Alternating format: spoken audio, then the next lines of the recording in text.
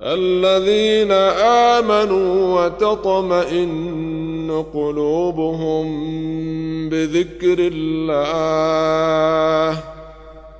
ألا بذكر الله تطمئن القلوب.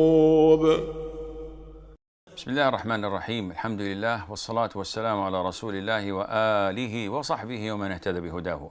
أما بعد. We move on to the following chapter, which is remembrance said in the morning and the evening. So what did we discuss earlier? It was the remembrance and the dhikr said after the 5 daily prayers. Now these are said after or in the morning and the evening, twice a day. However, if you combine them, saying them immediately after Fajr or after Asr or Maghrib, because it's a difference of opinion among scholars whether evening athkar should be said after Asr or after Maghrib.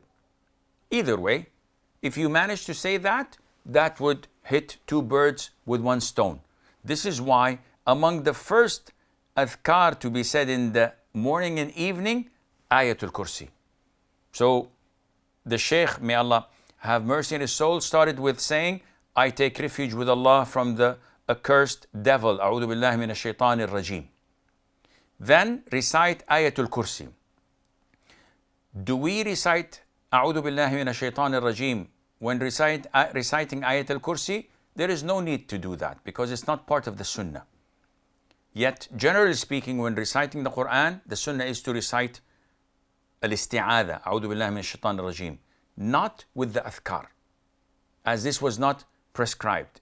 So, we recite Ayatul Kursi in the morning and the evening, as well as with the 5 daily prayers. Then we recite the last 3 quls. Okay, Sheikh, but we recited them after Fajr, Dhuhr, Asr, Maghrib, and Isha. Yeah, you recited them once each. But in the morning and evening athkar, you recite them thrice each. So you say, Qul huwa Allahu ahad 3 times. قل أعوذ برب الفلق 3 times. قل أعوذ برب الناس 3 times in the morning and in the evening. So if you manage to say that in Fajr or in Maghrib, there's no need for you to repeat that once after Fajr prayer or Maghrib prayer, because doing it 3 times each would suffice for that. You would have hit 2 birds with 1 stone. Then part of the athkar in the morning and in the evening is to say this long dhikr.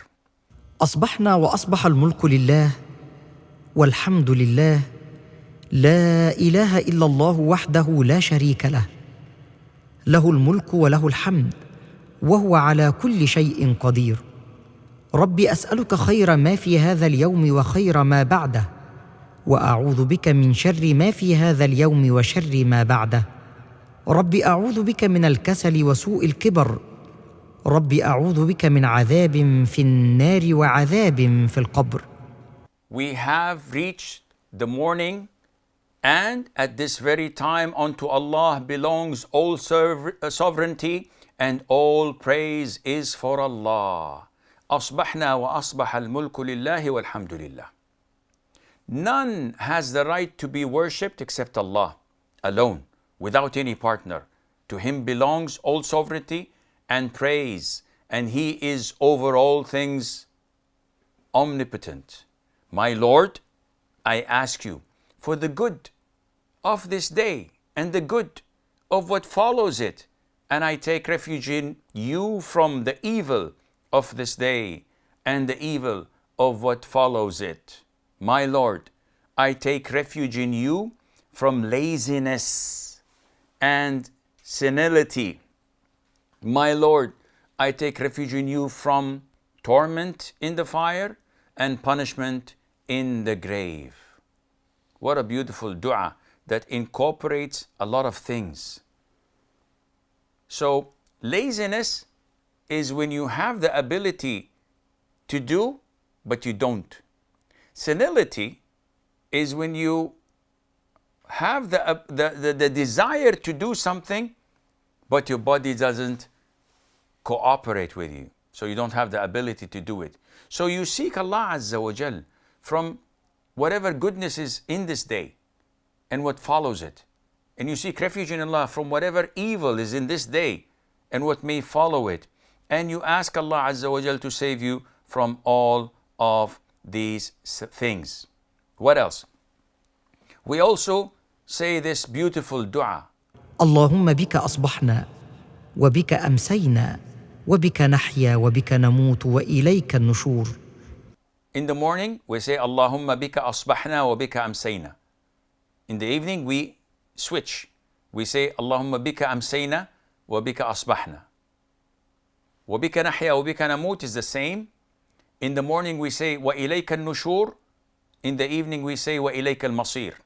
Translation. In the morning, we say, O Allah, by your leave, we have reached the morning. And by your leave, we have reached the evening. Switch it in the evening. So you say, O Allah, by your leave, we have reached the evening. And by your leave, we have reached the morning. And then it goes on to be the same. By your leave, we live and die. This is unchanged in both morning and evening. But the conclusion, in the morning you say, and unto you is our resurrection. And in the evening you say, and unto you is our return. What does this cement in us? It cements that this is our inevitable destination. This is our fate. We are born to die. We are born to die. Nobody lives forever. The jinn, the humans, they all die. So once you have this as a way of life, once you live knowing that you're about to die, do you think you will be able to steal, to kill, to lie, to cheat, to harm others, to neglect your obligations, not to worship Allah? Do you think you're going to skip prayers or fasting Ramadan or not giving zakat on time? No way. Because you know that you're about to die and your death can be seconds away from now.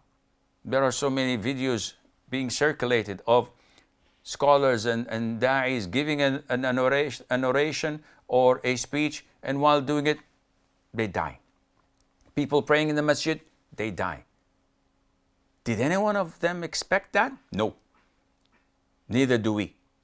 But when you frequently say this dua and acknowledging that, hey, I'm about to die, I don't know when, definitely this would reflect on your style of living and how you deal with life and death.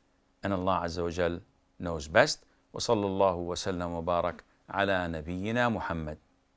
الذين آمنوا وتطمئن قلوبهم بذكر الله ألا بذكر الله تطمئن القلوب